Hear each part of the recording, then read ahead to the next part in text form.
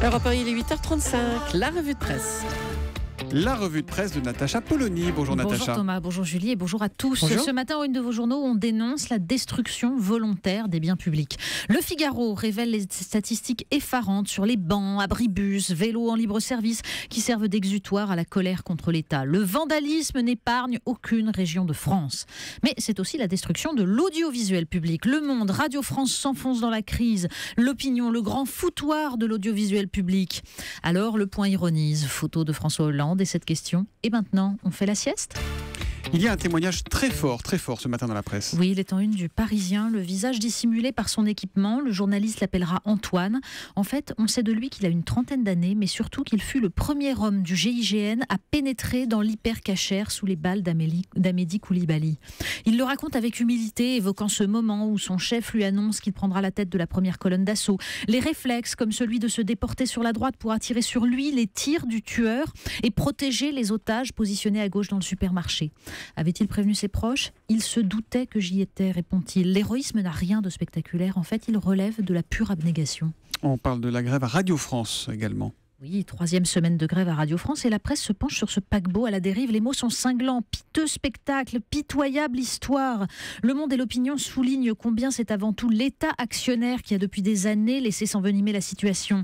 Alors le Figaro essaie de sauver les deux orchestres, arguant du fait que ce n'est pas là la dépense la plus inutile. Mais le fond du problème est politique, comme le souligne Bruno Dive dans Sud-Ouest. Le gouvernement, écrit-il, n'a visiblement pas digéré la désignation par le CSA de Mathieu Gallet qui avait servi le pouvoir sarkozyste. C'est à se demander s'il n'y a pas une opération de déstabilisation destinée à discréditer le CSA qui doit procéder dans 6 semaines à la nomination ô combien plus sensible encore du PDG de France Télévisions. Mais alors, demande Bruno Dive, pourquoi François Hollande est-il revenu sur la réforme de Nicolas Sarkozy qui avait décidé que ces nominations se feraient en Conseil des ministres ? Pourquoi reprendre d'une main ce que l'on a accordé de l'autre ? Et oui, les mauvaises ondes ne sont pas forcément émises depuis la maison de la radio. Des mauvaises ondes, il y en a en politique, Natacha. Oui, visiblement, l'ambiance est tendue et le poisson d'avril, pas très frais. Denis Daumin, dans la Nouvelle République, évoque Nicolas Sarkozy, gros poisson qui s'est laissé cuisiner un moment pour amuser la galerie judiciaire. Puis, il a fallu le laisser reprendre la mer.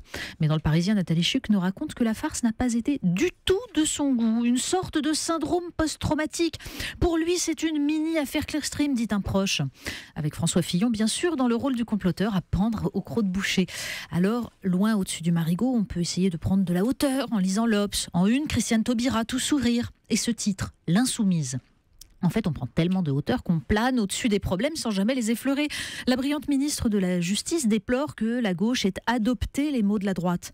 Ah bon, mais qui à gauche ? Manuel Valls, qui se présente comme pragmatique et moderne ? Non, répond-elle, non bien sûr, puisqu'elle soutient toute sa politique, même si, dit-elle, elle n'emploierait pas les mêmes mots. Et les frondeurs, alors, ils se trompent ? Ce n'est pas qu'ils se trompent, dit-elle, c'est leur choix. La grande figure de la gauche est plus prolixe sur le FN, sur Nicolas Sarkozy. En fait, prendre ses responsabilités face à un gouvernement qui assume son tournant libéral, visiblement, c'est plus difficile. Parité, synonyme dans la presse ce matin, fumisterie. Oui, les élections départementales devaient la consacrer, cette parité, mais Libération l'annonce en une. Parité et ta sœur. Eh ben oui, c'est raté. 9 femmes présidentes de conseil départemental contre 90 hommes. Mais le plus bel article sur les femmes, en fait, il est un peu plus loin dans les pages de Libération. C'est l'interview d'une documentariste allemande qui publie un livre sur la coquetterie féminine comme acte de résistance. Un hymne à ces femmes de Sarajevo s'épilant les jambes à la cire de bougie.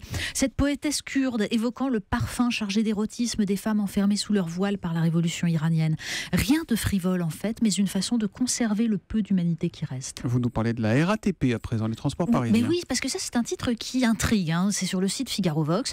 Entre Daesh et les chrétiens d'Orient, la RATP doit choisir. Oui, c'est assez surprenant. En fait, c'est une réaction à la décision de la régie de faire supprimer sur une affiche de concert des prêtres, vous savez, ces prêtres qui chantent, la mention « en concert pour les chrétiens d'Orient ». Alors, premier argument avancé, il s'agissait d'une atteinte à la laïcité. Pas la croix autour des prêtres, autour du cou des prêtres, non, le mot chrétien. La mention. Devant les protestations de tout le monde, eh bien, le deuxième argument avancé a été il s'agirait d'une information se situant dans le contexte d'un conflit armé à l'étranger, allant donc à l'encontre du principe de neutralité du service public. Bah oui, c'est vrai, entre massacreurs et massacrés, le choix pourrait choquer la conscience des usagers quand même.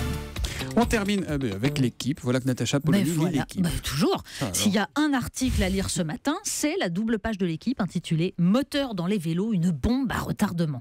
Mais oui, on parle bien de vélos qui pourraient dissimuler des moteurs de plus en plus miniaturisés et que seul un scanner peut repérer. C'est extraordinaire. Alors vous apprendrez qui est le mystérieux István Narjas, ingénieur hongrois qui est au cœur de l'intrigue. Vous aurez droit au rappel de ses accélérations fulgurantes dans des étapes difficiles du Tour. Et puis cette photo d'une chute d'un cycliste canadien après la Vuelta et son vélo à terre dont la roue se met à tourner toute seule mystérieusement. Alors après tout, c'est vrai, pourquoi se fatiguer bêtement, s'affranchir des règles, mettre un petit moteur dans un sprint difficile, quelques fausses factures dans une dernière ligne droite de campagne que le parti remboursera. Bon, le problème c'est que le pôle financier, visiblement, contrairement à l'Union cycliste, a des scanners. La revue de presse de Natacha Polony tous les matins à 8h30 sur Europe 1. À demain Natacha. À demain.